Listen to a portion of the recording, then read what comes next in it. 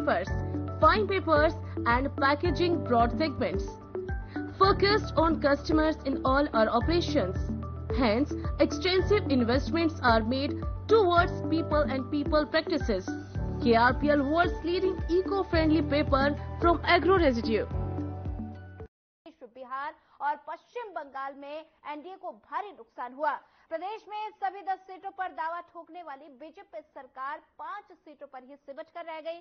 हरियाणा में बीजेपी और कांग्रेस 50-50 पर आई है और अगर बात नतीजों की करें तो अंबाला से कांग्रेस प्रत्याशी वरुण मुलाना ने 45,457 वोटों से जीत हासिल की। तो वहीं कुरुक्षेत्र की अगर बात की जाए तो कुरुक्षेत्र से बीजेपी के उम्मीदवार नवीन जिंदल 30,900 वोटों से जीते। अगर बात सिरसा की करें तो यहां कांग्रेस प्रत्याशी कुमारी सैलजा ने 2,67,826 वोट लाकर बड़ी जीत दर्ज की। हिसार से कांग्रेस प्रत्याशी जयप्रकाश जेपी ने 57,081 वोटों से जीत दर्ज की। तो वहीं करनाल सीट की अगर बात की जाए बीजेपी उम्मीदवार मनोहर लाल 2,13,382 वोटों से जीते। बात सोनीपत की करें तो यहां के कांग्रेस प्रत्याशी सतपाल ब्रह्मचारी ने 20,711 वोटों से जीत दर्ज की। और अगर रोहतक की बात की जाए तो रोहतक से कांग्रेस प्रत्याशी दीपेंद्र सिंह हुड्डा ने 3,21,801 वोटों से जीत दर्ज की है। भिवानी महेंद्रगढ़ से बीजेपी उम्मीदवार चौधरी धर्मवीर सिंह ने 40,689 वोटों से जीत दर्ज की है। अगर बात गुरुग्राम की करें तो बीजेपी उम्मीदवार राव इंद्रजीत सिंह 77,594 और फरीदाबाद से बीजेपी उम्मीदवार कृष्णपाल गुर्जर ने 1,61,961 वोटों से जीत दर्ज की।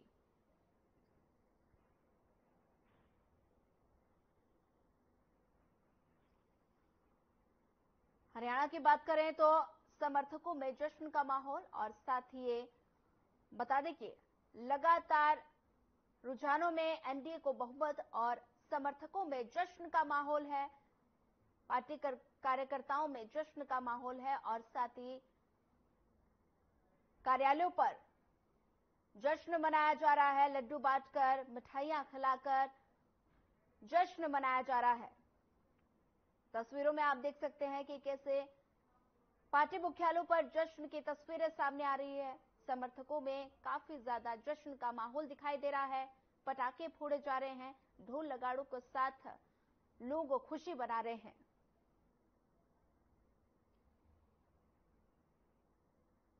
रुझानों में एनडीए को बहुमत और समर्थकों में जश्न का माहौल नजर आ रहा है।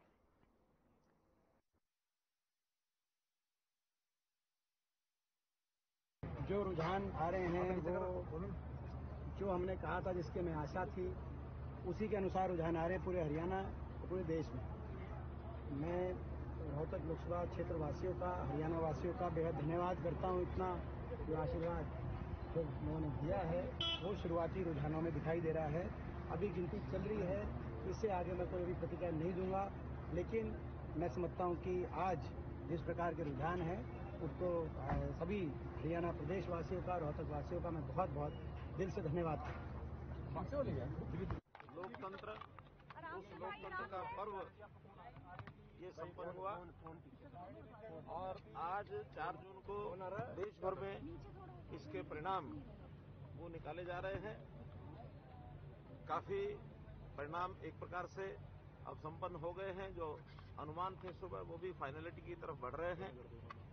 कहीं कहीं कुछ राउंड बाकी हैं और मुझे लगता है कि आज सायंकाल तक पूरी पिक्चर स्पष्ट हो जाएगी। इनका तो मैं कह सकता हूं कि प्राय क्लियर है। एक सीट अभी बहुत थोड़े मार्जिन में और एक बड़ा विश्वास ये नरेंद्र मोदी जी की नीति और मनोहर लाल जी ने जो 9.5 वर्षों तक हरियाणा की ईमानदारी से सेवा की है, ये उसका परिणाम है।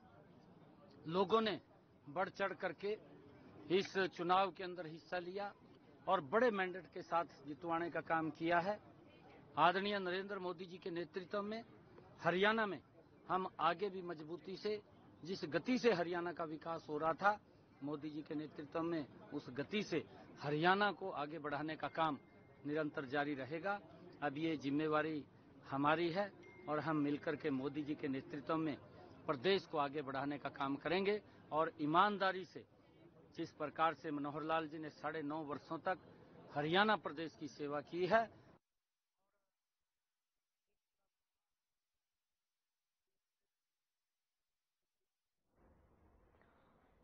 बता दें कि रुझानों में एनडीए को बहुमत और साथ ही समर्थकों में जश्न का माहौल दिखाई दे रहा है। और हरियाणा की अगर बात की जाए तो हरियाणा में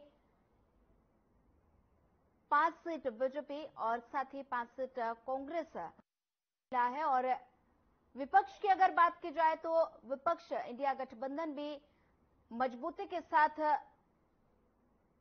मैदान में उतरा था और लगातार रुझानों में एनडीए को बहुमत मिला है और साथ ही समर्थकों में जश्न का माहौल है। तस्वीरों में आप देख सकते हैं किस तरह से जश्न मनाया जा रहा है। कार्यकर्ताओं में खुशी की लहर देखने को मिल रही है।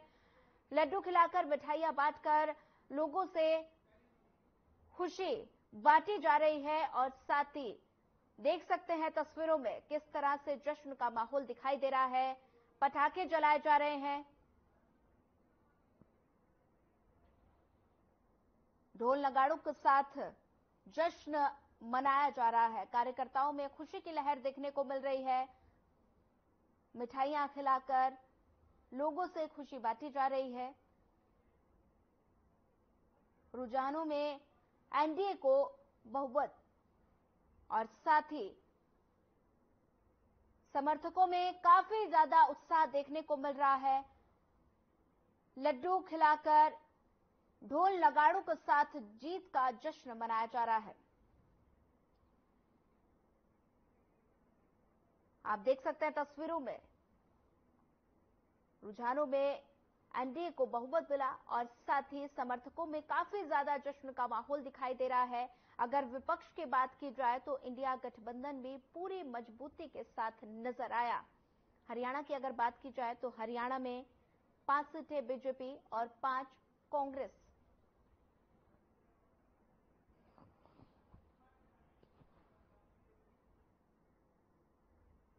चलिए सीधे रुक कर लेते हैं मेहमानों की ओर। राकेश शर्मा बीजेपी प्रवक्ता हमारे साथ जुड़ गए हैं और कांग्रेस प्रवक्ता अंश वत्स हमारे साथ जुड़ गए हैं और राजनीतिक विशेषज्ञ बता दें कि दीपक गहलोत जी हमारे साथ जुड़ गए हैं। आप सभी का चर्चा में जुड़ने के लिए आप सभी का पहले तो स्वागत है। सबसे पहले मैं रुक करना चाहूंगी बीजेपी प्रवक्ता राकेश जी का। शर्मा जी, क्या लगता है 400 पार का नारा था और 300 पर भी सिमट कर रह गए, क्या लगता है कहां कमी रह गई? सबसे पहले तो हर खबर के सभी दर्शकों को मेरा नमस्कार जी। देश के मतदाताओं को मेरा आभार, नमस्कार। देखिए, भारतीय जनता पार्टी ने 400 का लक्ष्य रखा। ये ठीक बात है कि हम लक्ष्य को नहीं पा पाए, फिर भी एनडीए के 295 सीटों पर एनडीए आगे है और नरेंद्र मोदी जी के नेतृत्व में तीसरी बार भारतीय जनता पार्टी की सरकार, एनडीए की सरकार देश में बनने जा रही है। 10 साल के शासन के बाद भी जहां हम 295 सीटों पर हैं, वही मैं थोड़ा आपको याद दिला दूं कि 2005 के बाद जब 2009 का चुनाव था तो जो यूपीए को 262 सीटें मिली थी और कांग्रेस को 206 सीटें मिली थी। वहीं आज भारतीय जनता पार्टी 242-41 सीटों पर है और एनडीए 295 सीटों पर आगे चल रहा है। ये बात ठीक, हमने लक्ष्य रखा, लक्ष्य के लिए पार्टी ने भी काम किया। नरेंद्र मोदी जी के नेतृत्व में कार्यकर्ताओं ने पराकाष्ठा, मेहनत की पराकाष्ठा के साथ काम किया। बहुत से नैरेटिव देश में गढ़े गए, बहुत सी चीजें हुई, पूरे चुनाव में सब लोगों ने देखा। और जनता जनार्दन होती है, जनता भगवान का रूप होती है। जनता ने जो मैंडेट दिया है हम इसको सिरोधार्य करते हैं। और अभी बहुत सी सीटें ऐसी हैं जिन पर अभी काउंटिंग चली रही है। निश्चित तौर पर जो जनता का मैंडेट है हम उसको स्वीकार करते हैं, सबको स्वीकार करना भी चाहिए। हम कांग्रेस की तरह नहीं करेंगे कि कांग्रेस जब कोई चीजें पक्ष में है तो अच्छा है और पक्ष में नहीं है तो उस चीज का विरोध करना, क्योंकि जनता जनार्दन है। लोकतंत्र विश्व का सबसे बड़ा लोकतांत्रिक देश है। हमने मेहनत की, हमने डिलीवर करने की कोशिश की, हमने विकसित भारत के लिए काम किया, पार्टी ने काम किया, नरेंद्र मोदी जी ने दिन रात काम किया। उसके बावजूद भी कहीं ना कहीं ये चीजें जो आप कह रहे हैं हम लक्ष्य पर नहीं पहुंच पाए, निश्चित तौर पर पार्टी इस पर चिंतन करेगी, मनन करेगी, मंथन करेगी और इसको कैसे ठीक किया जा सकता है, कहाँ कहाँ कमियां रही हैं, क्योंकि आज तो अभी सब कुछ चल ही रहा है, इतनी जल्दी किसी भी विश्लेषण पर उस पर पहुंचा नहीं जा सकता। हाँ, कहीं ना कहीं कुछ चीजें हैं जो हम विपक्ष जिन चीजों को फैला पाया, हम उन चीजों को कहीं ना कहीं नहीं रोक पाए होंगे।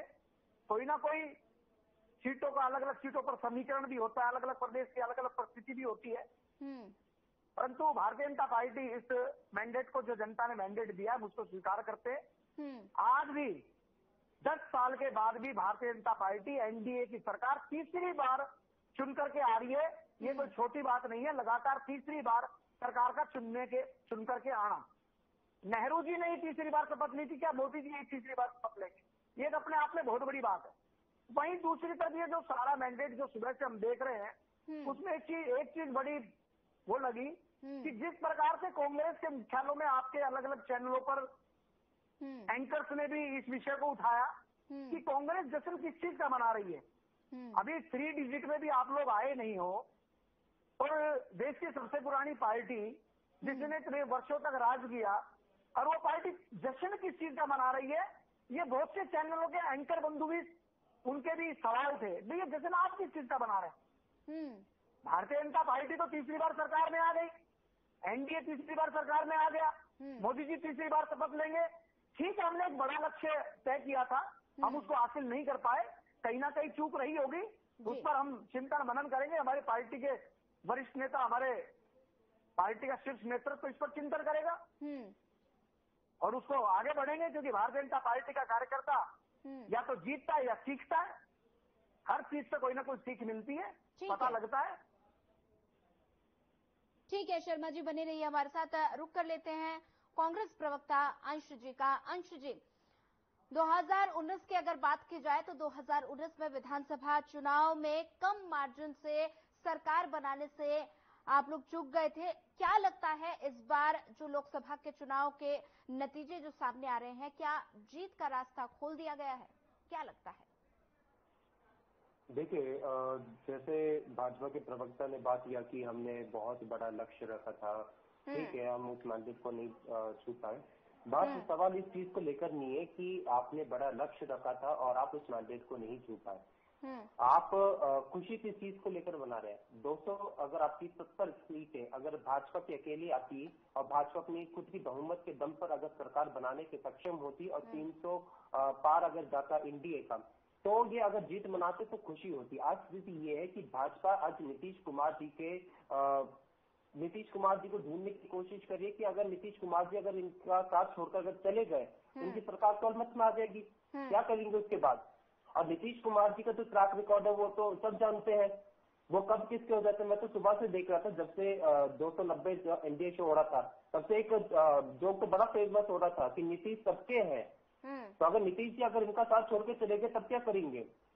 आज बात यह है कि इन्होंने बात किया कि कई नैरेटिव्स जो है वो गढ़े गए हैं। मैं ऐसा मानता हूं कि हाँ, कई नैरेटिव्स जो है वो गढ़े गए हैं। जैसे कि बेरोजगारी की बात हो, जनता ने आज हरियाणा में देखा है कि किस प्रकार से 45% सबसे ज्यादा बेरोजगारी है। आज डबल इंजन की सरकार बेरोजगारी की समस्या को दूर नहीं कर पाई। किस प्रकार से किसानों का आंदोलन था, उस वक्त खट्टर जी की क्या प्रतिक्रिया रही थी, उसको जनता किसानों ने देखा, और तमाम ऐसे महंगाई के मुद्दे थे, और उसकी बदौलत जो है आज उनको 5-5 कम रेशियो जो देख पा रहे हैं, तो ये है। तो आप देखेंगे कि जब 2019 का लोकसभा का चुनाव हुआ था, उस बीच में भाजपा ने प्रचंड जीत दर्ज की थी, यहाँ से 10 की 10 सीटें जीते थे। और उसके बाद जब विधानसभा का चुनाव हुआ था तब सीटें जो 30 वो कांग्रेस के पाले में आई थी। वहीं इस बार का अगर हम स्थिति देखेंगे तो 5-5 का रेशियो है। तो इससे ये संकेत स्पष्ट भाजपा को मिलता है कि वो चाहे मुख्यमंत्री बदल लें, चाहे तमाम ऐसे बात कर ले, लेकिन जब तक आप डिलीवर नहीं करके दोगे जनता को, जब तक आप जनता के काम नहीं करके दोगे, तब तक जनता आपको चुने, इसका कोई आपको पहलू दिखाई नहीं देता है। तो आज आपको जनता के लिए काम करना पड़ेगा, आपको जनता के बीच में जाना पड़ेगा। आप ये सोचो कि आप सिर्फ मोदी जी के चेहरे पर चुनाव लड़ लो, तो आज ये कहीं ना कहीं दूर होता जा रहा है। क्योंकि भाजपा, अगर मैं आपको बस एक और चीज कहना चाहूंगा, अगर आप देखेंगे वाराणसी में जो प्रधानमंत्री मोदी जी का जो जीतने का मार्जिन है वो 1.5 लाख है। और नमस्कार दोस्तों, जिंदगी में उतार चढ़ाव बहुत से खट्टे मीठे अनुभव देकर जाते हैं। कई बार कुछ ऐसे लम्हे आते हैं जब हम एक दोराहे पर होते हैं कि दिल की सुने या दिमाग की। आज ऐसा ही एक वाकया आपके साथ शेयर करना है दोस्तों। दिल्ली में यमुना में बाढ़ आई और हमारा घर सिविल लाइंस मेन रोड पर है। वहां भी यमुना मैया अपना आशीर्वाद देने पहुंच गई। घर के बाहर 6 फुट पानी था, अंदर बेसमेंट में 10 फुट और ग्राउंड फ्लोर के ड्राइंग रूम, बेडरूम वगैरह में 2-3 फुट पानी।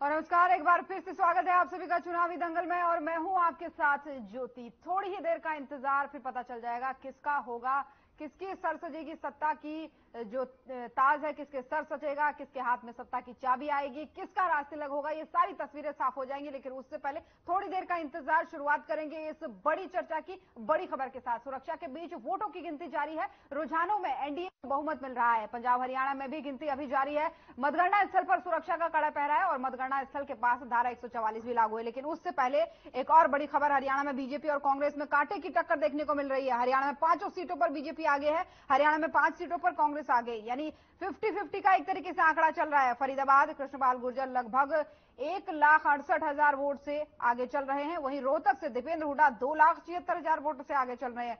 रोहतक से अरविंद शर्मा पीछे चल रहे हैं, यानी दीपेंद्र हुड्डा से पीछे चलते हुए यहां पर नजर आ रहा है। लेकिन करनाल की बात करें तो मनोहर लाल 2,06,000 वोटों से आगे चल रहे हैं। तो करनाल से मनोहर लाल की लगभग जीत तय मानी जा रही है, लेकिन इंतजार थोड़ा सा फिर भी करना होगा। ये बड़ा अपडेट है, बड़ी जानकारी है और बड़ी तस्वीर है हरियाणा के लिहाज से, जहां पर 50-50 का आंकड़ा अभी तक के रुझानों के हिसाब से, अभी तक के वोटों की गिनती के हिसाब से देखने को मिल रहा है। तो लगातार आप तक बने हुए हैं, लगातार आपको हर एक पल की अपडेट दे रहे हैं, लगातार वो बदलता हुआ आंकड़ा दिखा रहे हैं। जो सत्ता का सियासत का नक्शा है वो कैसे बदल रहा है पल पल, वो भी आपको दिखा रहे हैं। और लगातार टैली भी आपकी स्क्रीन पर चल रही है, क्योंकि 4 बजे के आसपास का समय चल रहा है और ऐसे में 395 सीटों के आसपास रुझान में बढ़ती हुई एनडीए गठबंधन यहां पर दिख रही है। और इंडिया गठबंधन की बात करें तो 231 पर और अदर की बात करें तो 17 सीटों पर बढ़त बनाती हुई। लेकिन उस बीच ये तस्वीरें जो करनाल की है, जो एक जश्न की तस्वीरें हैं पूर्व मुख्यमंत्री मनोहर लाल के यहां पर प्रत्याशी होने पर, क्योंकि 2 लाख से ज्यादा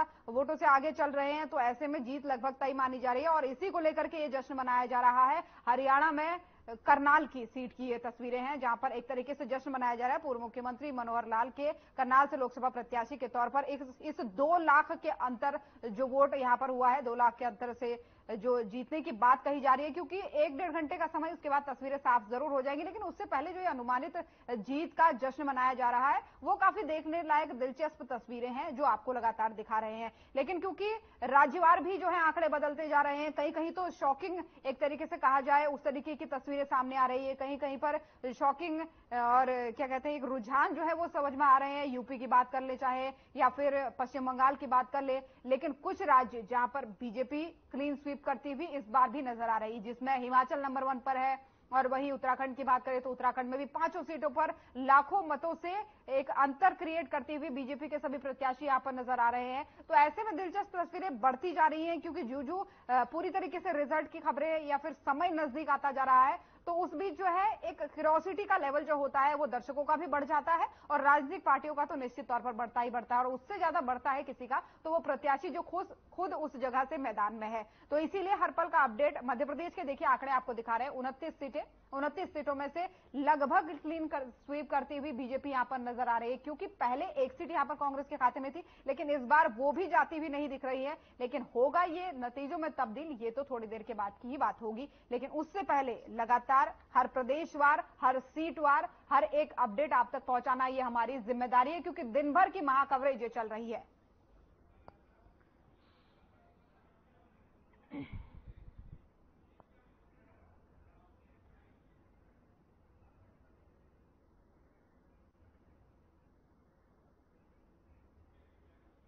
तो ऐसे में क्योंकि दिन भर हमारी महाचर्चा जारी है, लगातार मेहमान भी जुड़ रहे हैं, तो इस बीच कुछ और मेहमान हमारे साथ जुड़ चुके हैं। सबसे पहले परिचय उनका आपसे करवा दूं। कमल हांडा जी, प्रवक्ता कांग्रेस, हमारे साथ जुड़ चुकी है।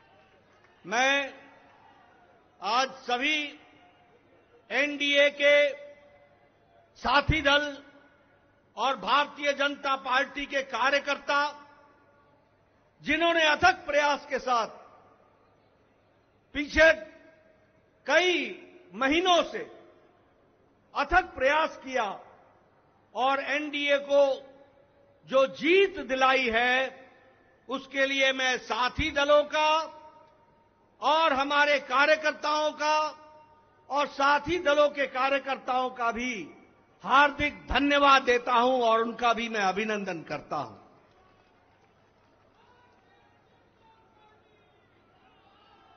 मैं भारतीय जनता पार्टी की ओर से देश के करोड़ों हमारे देशवासियों को जो प्रधानमंत्री मोदी जी के नेतृत्व में विश्वास करते हुए एक ऐतिहासिक पल, एक ऐतिहासिक घड़ी के चश्मदीद गवाह बनने का हम सबको सौभाग्य दिया, ऐसे हमारे मतदाता बंधु जिन्होंने भारतीय जनता पार्टी और एनडीए को अपना आशीर्वाद दिया और प्रधानमंत्री मोदी जी के नेतृत्व को आगे बढ़ाने का काम किया, ऐसे करोड़ों करोड़ों देशवासियों को मैं पार्टी की ओर से बहुत बहुत धन्यवाद देता हूं। हम जानते हैं देश ने एक नई करवट राजनीति में ली और एक नया इतिहास रचा है 2014 के पश्चात। हम जानते हैं कि 2014 के बाद मोदी जी के नेतृत्व में एक मजबूत सरकार बनकर के आई, मजबूत सरकार, और हमने देखा कि इस मजबूत सरकार को 2019 में फिर से भारत की जनता का आशीर्वाद मिला और देश के चाहे कोई आपदा आई, चाहे समस्याएं आई, चाहे गरीबों के उत्थान के विषय थे, प्रधानमंत्री मोदी जी की नीतियों को फिर से 2024 में आशीर्वाद देते हुए इस ऐतिहासिक घड़ी को हम देख रहे हैं जब प्रधानमंत्री मोदी जी तीसरी बार लगातार प्रधानमंत्री बन रहे हैं। इस बात को भी हमने देखा, ये भी इसके अभी हम साक्षी हैं। मित्रों,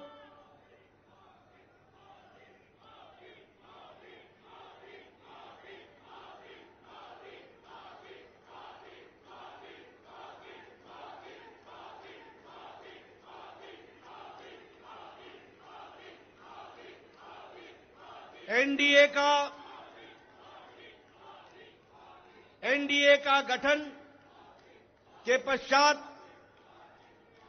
ये कोई भी गठबंधन पहली बार भारत के राजनीति में तीसरी बार लगातार प्रधानमंत्री मोदी जी के नेतृत्व में सरकार बनाने जा रही है और हम सब लोग खुशनसीब हैं कि हम उस ऐतिहासिक घड़ी के पल के चश्मदीद गवाह भी होंगे और साथ ही साथ उस पल को हम सब लोगों को देखने का सौभाग्य मिल रहा है। मैं यहां ये भी बताना चाहता हूं कि जो लोग देश हित के लिए काम करते हैं उन्हें चुनौतियां भी आती हैं और उन चुनौतियों को बखूबी लड़ करके देश प्रथम, देश को आगे बढ़ाना है, देश को आगे ले जाना है, इस कार्य के लिए आगे बढ़ते हैं। लेकिन कुछ लोग जिनके लिए खुद का स्वार्थ महत्वपूर्ण होता है और खुद के स्वार्थ के लिए स्वार्थपूर्ण गठबंधन करते हैं और स्वार्थपूर्ण तरीके से लोक लुभावने वायदे करके सरकार के नजदीक आना चाहते हैं, जहां ऐसे लोगों को देश की जनता सबक सिखाती है, वहीं इनका इकोसिस्टम जो देश के विकास के दृष्टि से जुड़ी हुई चीजें हैं उसको नकार देता है। बड़े बड़े राजनीतिक घटनाओं को दुनिया के सामने, देश के सामने उसको गलत तरीके से रखने का प्रयास करता है। हम बंगाल में 3 सीटों से बढ़कर के 77 सीट हो जाती हैं, उसकी चर्चा नहीं होती, कह देते हैं हम हार गए, भूल जाते हैं कि हमारे मत प्रतिशत कितने गुना बढ़े। और आज ही उड़ीसा में विशुद्ध पहली बार भारतीय जनता पार्टी की सरकार बन रही है मोदी जी के नेतृत्व में। विशुद्ध भारतीय जनता पार्टी की सरकार मोदी जी के नेतृत्व में और उनके कुशल नेतृत्व के कारण वहां बन रही है। लेकिन कुछ लोग 30-40 सीटें जीत ले तो धूम मचाने लग जाते हैं और वो भूल जाते हैं कि देश किस तरीके से मोदी जी के साथ खड़ा है। इस बात को भी हमको ध्यान में रखना चाहिए। मैं आज के दिन प्रधानमंत्री जी को इस बात के लिए भी धन्यवाद देना चाहता हूं कि आपके नेतृत्व में नॉर्थ ईस्ट में हमने एक एक प्रदेश में अपना झंडा, एनडीए का झंडा गाड़ा। और आज मुझे खुशी होती है आपके साथ ये चर्चा करते हुए कि अरुणाचल प्रदेश में लगातार मोदी जी के नेतृत्व में तीसरी बार हमारी सरकार बन रही है। तीसरी बार सरकार। उड़ीसा में हमने 80 सीटें जीती हैं, 40% हमारा मत प्रतिशत रहा है और उसी तरीके से लोकसभा में भी एक तरफा फैसला लोगों ने भारतीय जनता पार्टी और एनडीए के पक्ष में दिया है। मैं आपके साथ इस बात की भी चर्चा करना चाहता हूं कि आंध्र प्रदेश में हमारे अलायंस पार्टनर के साथ वहां भी एनडीए की सरकार बन रही है। इस तरीके से परिवर्तन हुआ है। मित्रों, केरल में भारतीय जनता पार्टी ने अपना खाता खोला है। जहां हम कहीं दूर दूर तक नहीं दिखते थे, उस केरल में कमल खिला है और वहां भी एनडीए की उपस्थिति हो गई है। इसको भी हमको ध्यान में रखना चाहिए। हमारे वोट शेयर बढ़े हैं, हमारे प्रदेशों में वोट का शेयर भी बढ़ा है। और इसके साथ साथ मैं एक बात और कहना चाहता हूं। 2014 में यह बहुत ही ऐतिहासिक घटना घटी थी कि एक गरीब मां का बेटा भारत का प्रधानमंत्री बने थे और वो भारत की गुर्बत और भारत के अंदर रहने वाले गरीब लोगों की दुख उसको उन्होंने आत्मसात किया था। वो जानते थे गरीबी क्या है, वो जानते थे कि गरीबों का नेतृत्व करने की क्या आवश्यकता है, वह जानते थे कि देश को किस तरीके से आगे बढ़ाना है। और मुझे याद है कि 2014 में जब एनडीए की सरकार बनी तो आपने उस समय कहा था, मेरी सरकार गांव को, गरीब को, वंचित को, पीड़ित को, शोषित को, दलित को, महिला को, युवा को, किसान को समर्पित रहेगी और उनके विकास के लिए हम काम करेंगे। आज हम गौरव के साथ कह सकते हैं कि आज आयुष्मान भारत में 50 करोड़ लोगों को दुनिया का सबसे बड़ा हेल्थ कवरेज मिल रहा है और उनकी चिंता हुई है तो आदरणीय प्रधानमंत्री मोदी जी के नेतृत्व में हुई है। और आगे 30 में इस देश का कोई भी नागरिक जो 70 साल से ऊपर का होगा उसको भी आयुष्मान भारत का कार्यक्रम से जोड़ा जाएगा। इस बात को हमको ध्यान रखना। उसी तरीके से चाहे बहनों को गैस का चूल्हा पहुंचाना हो, गैस का सिलेंडर पहुंचाना हो, हर घर नल, हर घर जल, इसकी व्यवस्था करनी हो, हमारे भाइयों को, बहनों को बैंक से जोड़ना हो, ये सारे काम प्रधानमंत्री मोदी जी के नेतृत्व में हुई और गरीब की चिंता की गई, गरीब की चिंता की गई।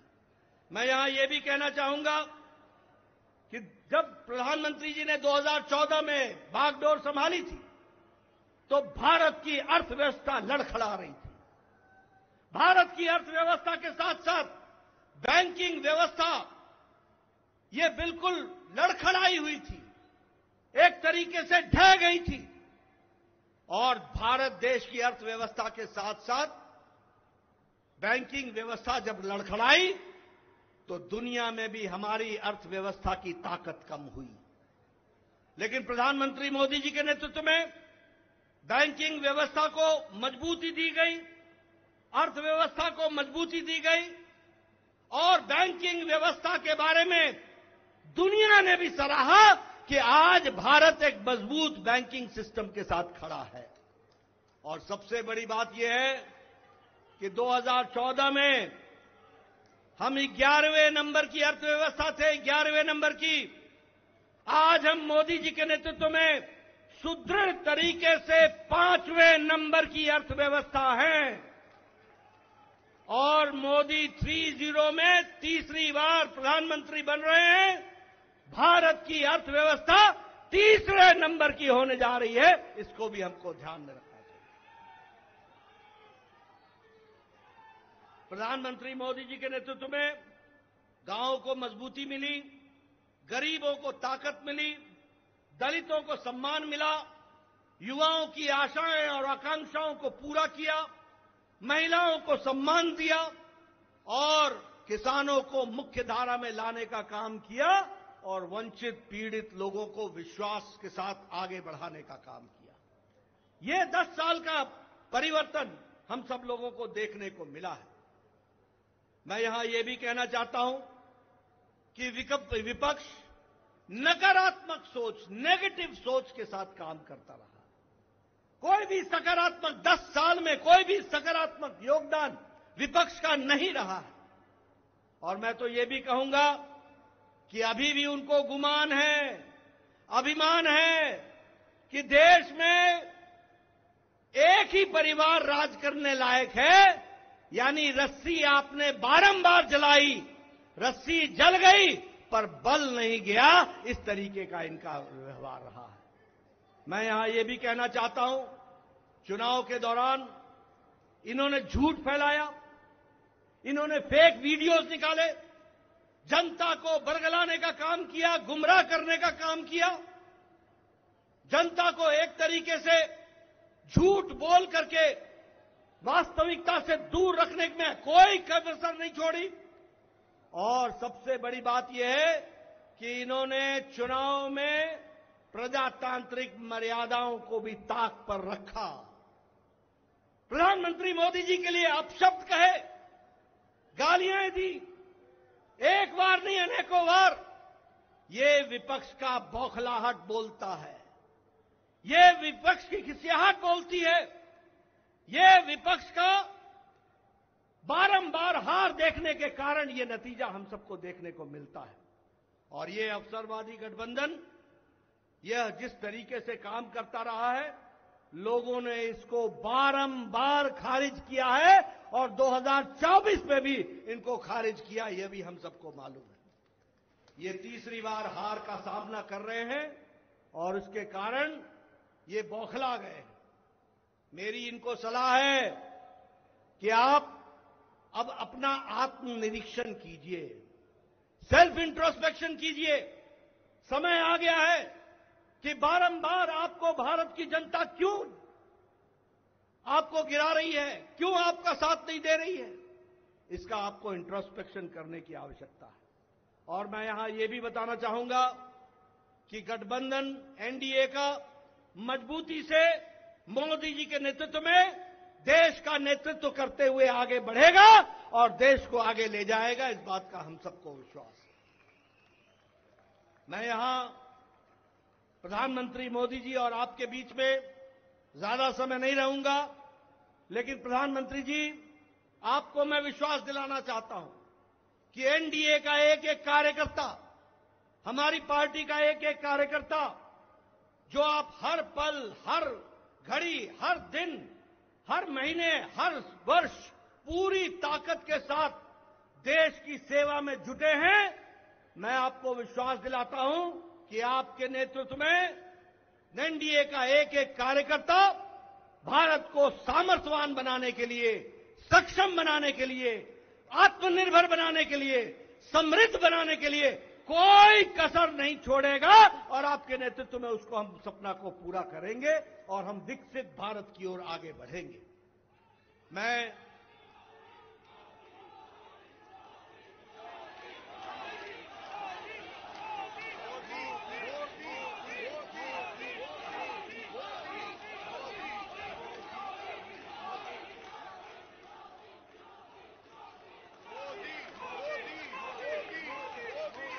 इसके पहले कि आदरणीय प्रधानमंत्री जी का हम सबको ऐसे ऐतिहासिक मौके पर मार्गदर्शन मिले, मैं उससे पहले देश के करोड़ों कार्यकर्ताओं की तरफ से, समग्र एनडीए परिवार की ओर से और देशवासियों की ओर से आदरणीय प्रधानमंत्री जी का माल्यार्पण करके, माला पहनाकर उनका स्वागत हम सब लोग करेंगे, ये मैं आपसे निवेदन करूंगा।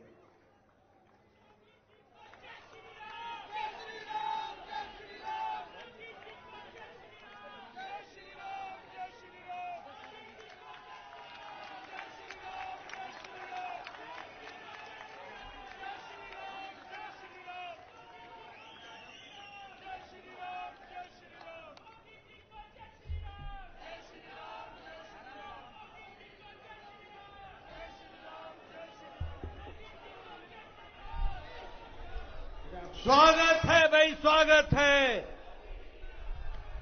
स्वागत है भाई, स्वागत है,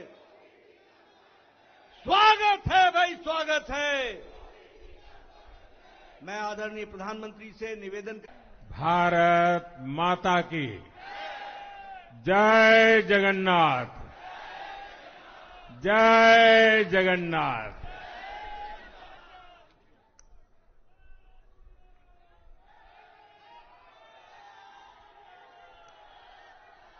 आपका ये स्नेह, आपका ये प्यार, इस आशीर्वाद के लिए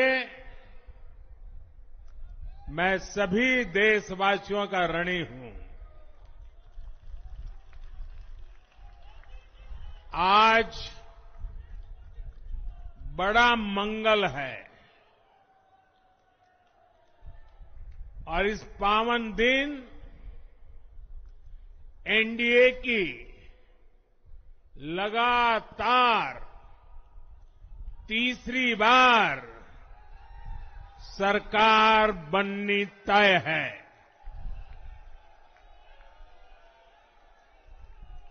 हम सभी जनता जनार्दन के बहुत आभारी हैं। देशवासियों ने भाजपा पर, एनडीए पर पूर्ण विश्वास जताया है। आज की ये विजय दुनिया के सबसे बड़े लोकतंत्र की जीत है। ये भारत के संविधान पर अटूट निष्ठा की जीत है। ये विकसित भारत के प्रण की जीत है। ये सबका साथ, सबका विकास, इस मंत्र की जीत है। ये 140 करोड़ भारतीयों की जीत है। भाइयों और बहनों, मैं आज देश के चुनाव आयोग का भी अभिनंदन करूंगा। चुनाव आयोग ने दुनिया का सबसे बड़ा चुनाव इतनी कुशलता के साथ संपन्न कराया। करीब 100 करोड़ मतदाता, 11 लाख पोलिंग स्टेशन, 1.5 करोड़ मतदान कर्मी, 55 लाख वोटिंग मशीनें, हर कर्मचारी ने इतनी प्रचंड गर्मी में अपने दायित्व को बखूबी निभाया। हमारे सुरक्षा कर्मियों ने अपने कर्तव्य भाव का शानदार परिचय दिया।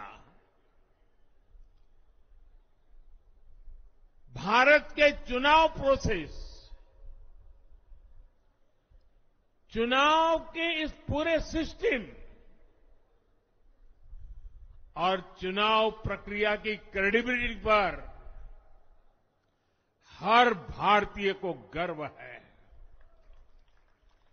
इस स्केल पर चुनाव का, इस एफिशिएंसी के साथ चुनाव का दुनिया में कहीं कोई उदाहरण नहीं है। और मैं देशवासियों को कहूंगा, मैं इन्फ्लुएंसर्स को कहूंगा, मैं ओपिनियन मेकर्स को कहूंगा कि भारत की लोकतंत्र में ये चुनावी प्रक्रिया की ताकत है, एफिशिएंसी है। ये अपने आप में बहुत बड़ा गौरव का विषय है। भारत की पहचान को चार चांद लगाने वाली बात है।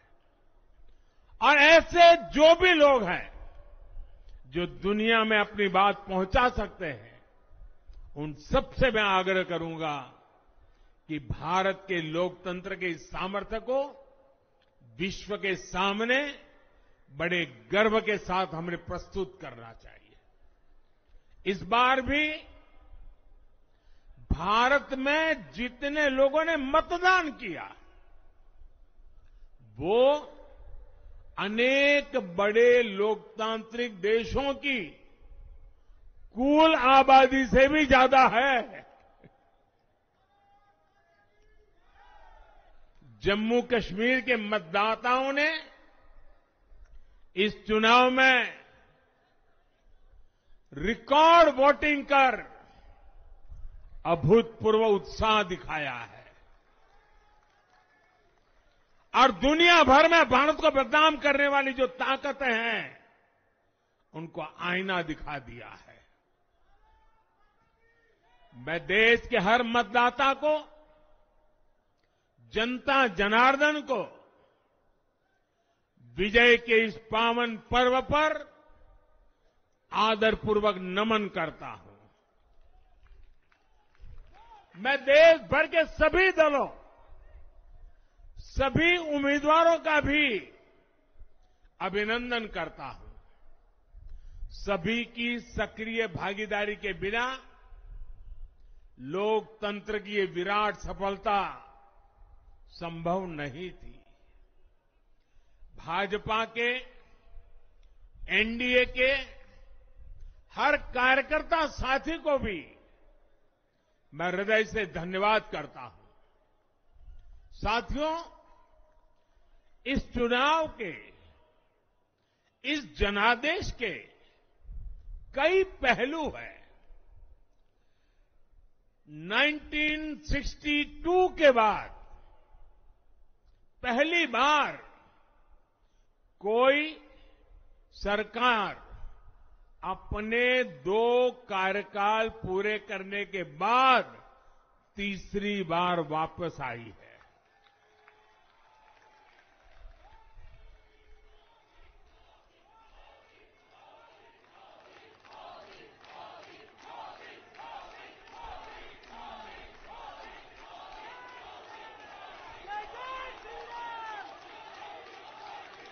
राज्यों में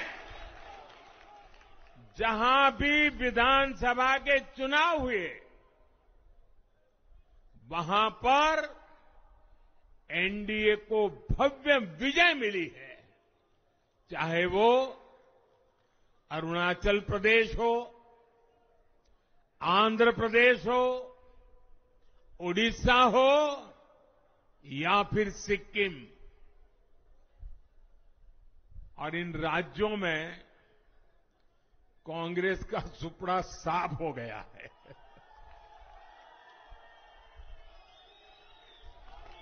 मेरे पास डिटेल तो नहीं है, लेकिन शायद उनको जमानत बचाना भी मुश्किल हो गया होगा।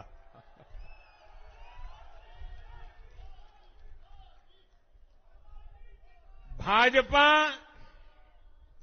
उड़ीसा में सरकार बनाने जा रही है और लोकसभा चुनाव में भी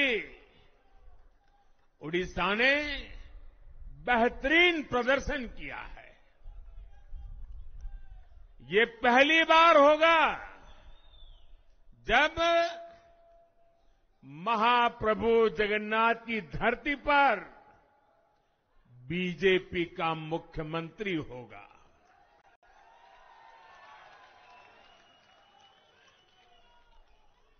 बीजेपी ने केरला में भी सीट जीती है। हमारे केरल के कार्यकर्ताओं ने बहुत बलिदान दिए हैं। कई पीढ़ियों से वो संघर्ष भी करते रहे, जन सामान्य की सेवा भी करते रहे और पीढ़ियों से, मैं सालों से नहीं कह रहा हूं, पीढ़ियों से जिस क्षण का इंतजार किया वो आज सफलता को चूमने लगी है।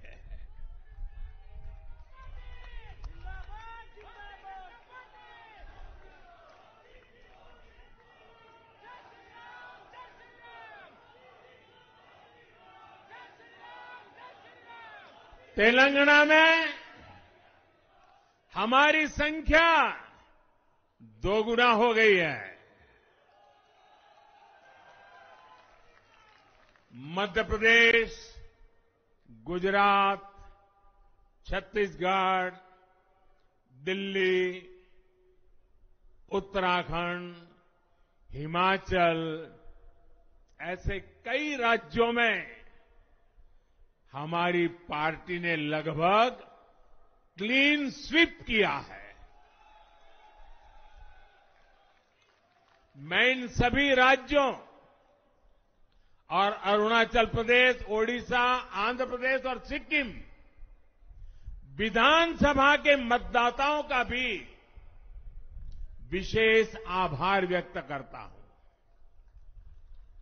मैं इन राज्यों की जनता को विश्वास दिलाता हूं कि केंद्र सरकार आपके विकास के लिए कोई कोर कसर बाकी नहीं छोड़ेगी। आंध्र प्रदेश में चंद्रबाबू नायडू जी के नेतृत्व में एनडीए ने शानदार प्रदर्शन किया है। बिहार में नीतीश बाबू के नेतृत्व में भी एनडीए ने शानदार प्रदर्शन किया है। साथियों,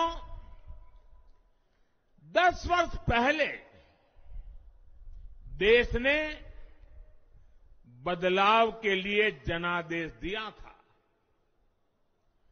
तब देश ने हमें, क्योंकि वो समय था देश निराशा की गर्त में डूब चुका था।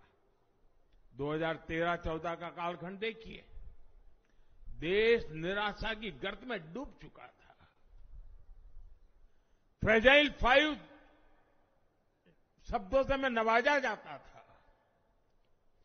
हर दिन अखबारों की हेडलाइन घोटालों से भरी रहती थी। देश की युवा पीढ़ी अपने भविष्य के संबंध में आशंकित हो गई थी। ऐसे समय देश ने हमें निराशा के गहरे सागर से आशा के मोती निकालने का जिम्मा सौंपा था। हम सभी ने पूरी ईमानदारी से प्रयास किया, काम किया। 2019 में इसी प्रयास पर विश्वास व्यक्त करते हुए देश ने दोबारा प्रचंड जनादेश दिया। इसके बाद एनडीए का दूसरा कार्यकाल विकास और विरासत की गारंटी बन गया। 2024 में इसी गारंटी के साथ हम जन जन का आशीर्वाद लेने देश के कोने कोने में गए।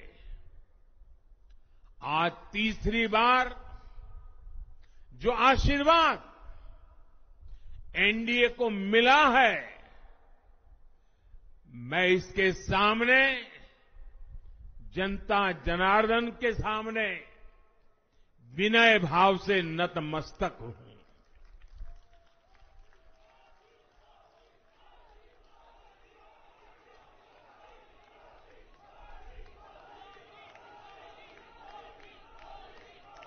साथियों,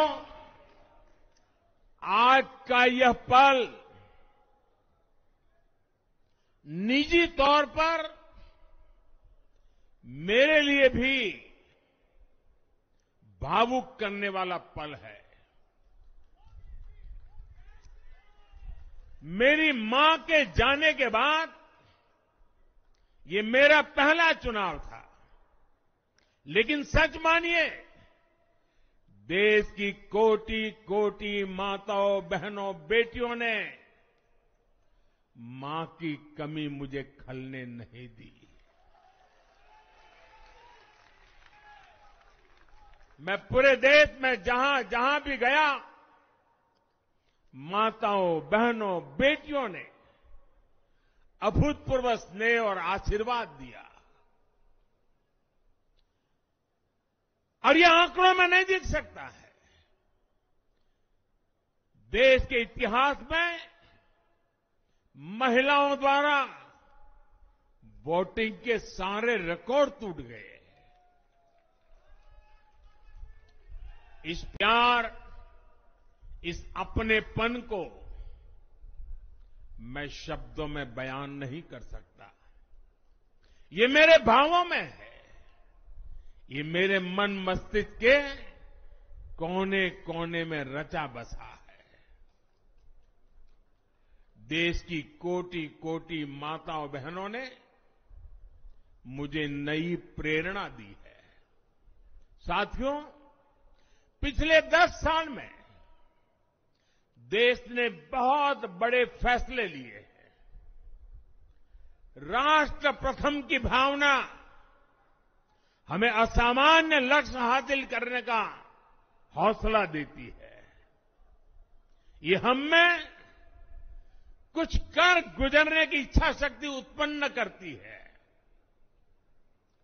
हमने दुनिया की सबसे बड़ी जन कल्याणकारी योजनाएं चलाई। आजादी के 70 साल बाद 12 करोड़ लोगों को नल से जल मिला। आजादी के 70 साल बाद 4 करोड़ गरीबों को पक्के घर मिले। देश के 80 करोड़ जरूरतमंदों को मुफ्त राशन की सुविधा मिली। करोड़ों गरीबों को 5 लाख रुपए तक के मुफ्त इलाज की सुविधा मिली। राष्ट्र प्रथम की इसी भावना की वजह से जम्मू कश्मीर से 370 हटी। जीएसटी और आईबीसी जैसे रिफॉर्म हुए, बैंकिंग रिफॉर्म हुए। हमने राष्ट्रहित को हमेशा सबसे आगे रखा।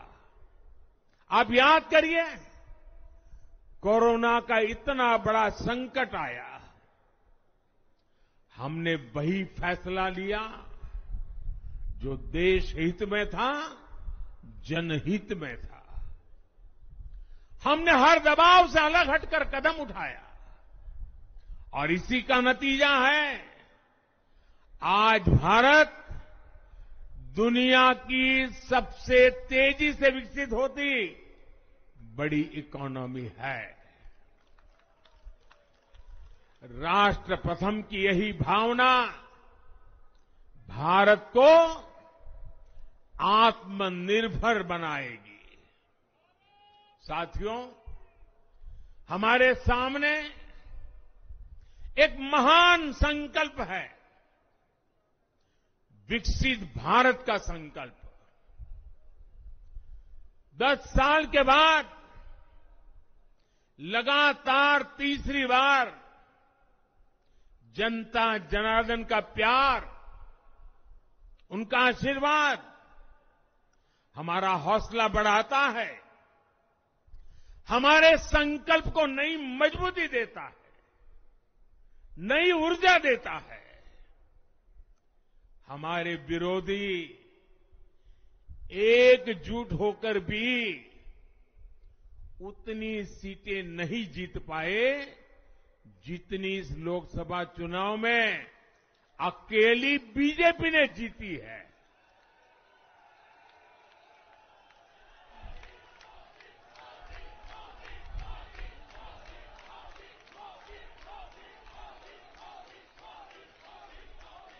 मैं देश के कोने कोने में उपस्थित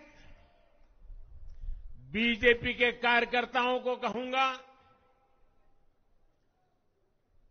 देशवासियों को कहूंगा, आपकी मेहनत, इतनी गर्मी में आपका बहाया पसीना, ये मोदी को निरंतर काम करने की प्रेरणा देता है।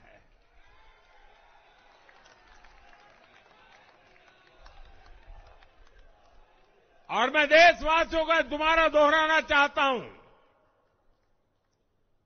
अगर आप 10 घंटे काम करेंगे तो मोदी 18 घंटे काम करेगा।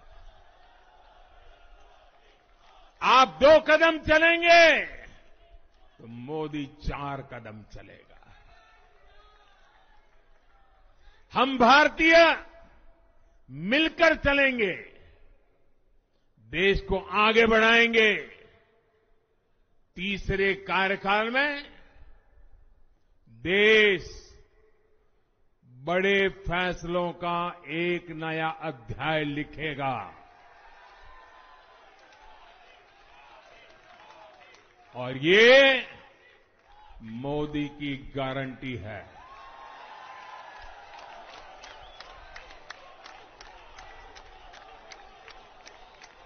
साथियों, एनडीए सरकार की प्रतिबद्धता हमेशा ही समाज के हर क्षेत्र और हर वर्ग के विकास की रही है।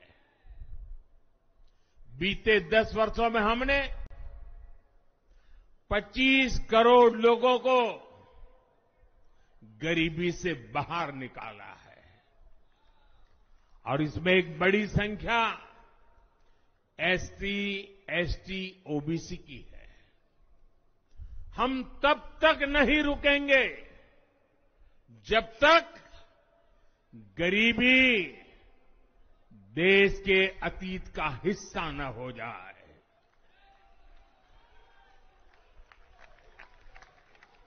वुमेन लेड डेवलपमेंट हमारी सरकार के गवर्नेंस मॉडल के केंद्र में रहा है। स्पोर्ट्स से स्पेस और एंटरप्रेन्योरशिप तक हम हर क्षेत्र में माताओं, बहनों, बेटियों को नए अवसर देने के लिए काम करेंगे। बीते 10 वर्षों में आपने देखा है, हमने मेडिकल कॉलेज की संख्या 2 गुनी की है, एम्स की संख्या 3 गुनी की है, स्वरोजगार और स्टार्टअप में ऐतिहासिक बढ़ोतरी हुई है। हमने भारत को दुनिया का दूसरा सबसे बड़ा मोबाइल मैन्युफैक्चर बनाया है। अब इलेक्ट्रॉनिक्स, सेमीकंडक्टर और ऐसे नए सेक्टर्स में और तेजी से काम किया जाएगा। हमने देश के डिफेंस प्रोडक्शन और एक्सपोर्ट को बढ़ाने का प्रयास किया है। हम तब तक नहीं रुकेंगे जब तक देश का डिफेंस सेक्टर आत्मनिर्भर नहीं बन जाता। हम अपने युवाओं को शिक्षा, रोजगार, स्वरोजगार हर क्षेत्र में सशक्त करेंगे। किसानों के लिए बीज से बाजार तक आधुनिक नीतियों को बनाने का काम और प्राथमिकता पर होगा। दलहन से लेकर खाद्य तेल तक हम हमारे किसानों को हर क्षेत्र में आत्मनिर्भर बनाने के लिए काम करते रहेंगे। साथियों, आने वाला समय ग्रीन एरा है, हरित युग का है। आज भी हमारी सरकार की नीतियां प्रगति, प्रकृति और संस्कृति के समागम की है। हम ग्रीन इंडस्ट्रियलाइजेशन पर निवेश बढ़ाएंगे। ग्रीन एनर्जी हो या फिर ग्रीन मोबिलिटी, हम भारत को सबसे आगे ले जाएंगे।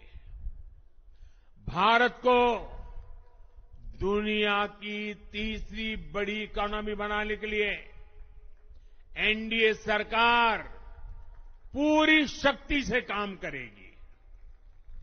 भाई और बहनों, आज का भारत वैश्विक समाधान का हिस्सा भी बन रहा है। हमने कोरोना के दौरान देखा है कि कैसे भारत की वैक्सीन कैपेसिटी ने दुनिया को संकट से बचाने में मदद की।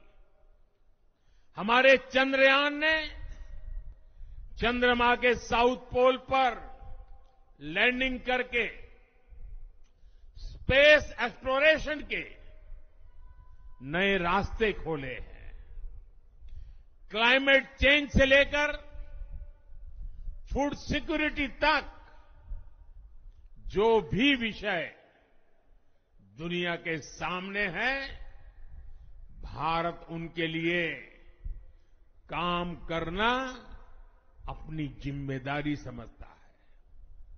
भारत ग्लोबल सप्लाई चेन को स्टेबिलिटी और डायवर्सिटी देना भी अपना दायित्व समझता है। इसलिए भारत आज विश्व बंधु के रूप में सबको गले लगा रहा है। मुझे विश्वास है, मजबूत भारत मजबूत दुनिया का एक मजबूत स्तंभ सिद्ध होगा। साथियों, 21वीं सदी के भारत को आगे बढ़ना है तो उसे करप्शन पर भी लगातार तेज प्रहार करना ही होगा।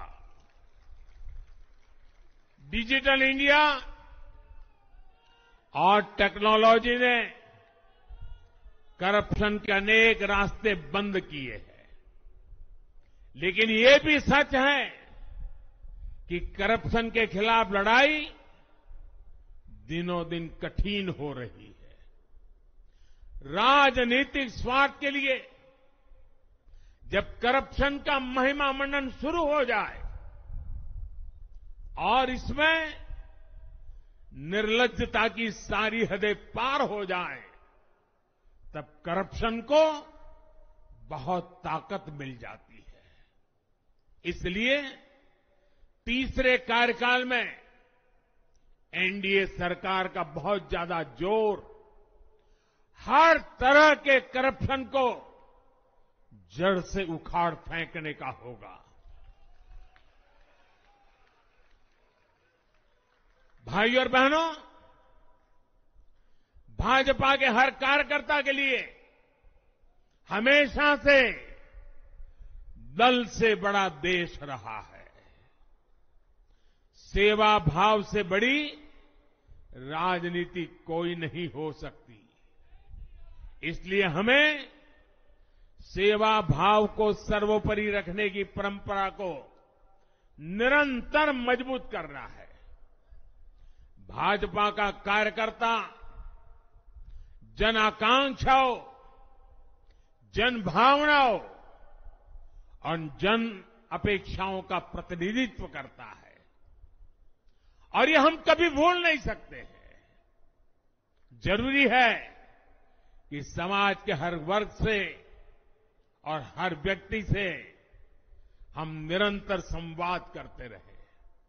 साथियों, कुछ ही दिनों में देश छत्रपति शिवाजी महाराज के राज्याभिषेक की 350वीं वर्षगांठ मनाएगा। उनका जीवन अपने आप में इस बात की प्रेरणा है कि ध्येय पथ पर अड़ी कैसे रहा जाता है। अपने ध्येय पथ में भी हमारी मेहनत में कोई कमी ना रहे। हम पूरी निष्ठा से, पूरी ईमानदारी से देश की सेवा करते रहे। हमारे जीवन की ये बहुत बड़ी कसौटी होनी चाहिए। हम सभी मिलकर देश के लिए काम करें, हम देश हित को सर्वोपरि रखें, तभी हम अपने लक्ष्यों को हासिल कर पाएंगे। हमारा संविधान हमारी गाइडिंग लाइट है। इसी साल हमारे संविधान के 75 वर्ष पूरे होने जा रहे हैं।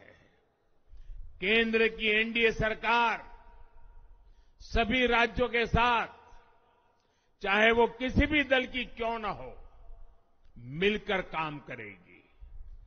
विकसित भारत के लक्ष्य के लिए हम खूब मेहनत करेंगे, जमकर मेहनत करेंगे। हमारे पास रुकने का, थमने का समय नहीं है। ये राष्ट्र नीति के लिए एकजुट होकर आगे बढ़ने का समय है। विकसित भारत के हमें निरंतर बड़े फैसले लेने हैं। भारत के उज्जवल भविष्य के लिए उत्तम फैसले भी लेने हैं। 6 दशक के बाद देश के मतदाताओं ने एक नया इतिहास रचा है। 6 दशक बाद किसी गठबंधन को, एनडीए को लगातार तीसरी बार देश की सेवा करने का अवसर दिया है। जनता जनार्दन के साथ विश्वास का ये अटूट रिश्ता, ये लोकतंत्र की बहुत बड़ी शक्ति है। आपका आशीर्वाद नए उत्साह, नए उमंग के साथ काम करने की हमारी ऊर्जा है। मैं हमारे अध्यक्ष श्रीमान नड्डा जी और संगठन की केंद्र की टीम, संगठन की राज्यों की टीम, जिले की टीम, मंडल की टीम, बूथ लेवल की कमेटी हो या पन्ना प्रमुख, नड्डा जी के नेतृत्व में अनेक चुनौतियों के बीच जिस हिम्मत के साथ, जिस समर्पण भाव से राष्ट्र प्रथम के मंत्र को जीते हुए इस चुनावी जंग में एनडीए को विजय दिलाई है, वे सबके सब अनेक अनेक अभिनंदन के पात्र हैं। मैं आज देशवासियों ने मुझ पर बहुत बड़ी कृपा की है, भारतीय जनता पार्टी पर बहुत बड़ी कृपा की है, एनडीए पर बहुत बड़ी कृपा की है। मैं 140 करोड़ देशवासियों का पुनः आभार व्यक्त करता हूं। मैं हमारे एनडीए के सभी साथियों का भी हृदय से बहुत बहुत अभिनंदन करता हूं। मैं इस देश के महान लोकतंत्र को, महान संविधान को फिर श्रद्धापूर्वक नमन करता हूं। मेरे साथ बोलिए, भारत माता की, भारत माता की, भारत माता की वंदे वंदे वंदे वंदे वंदे वंदे वंदे। बहुत बहुत धन्यवाद।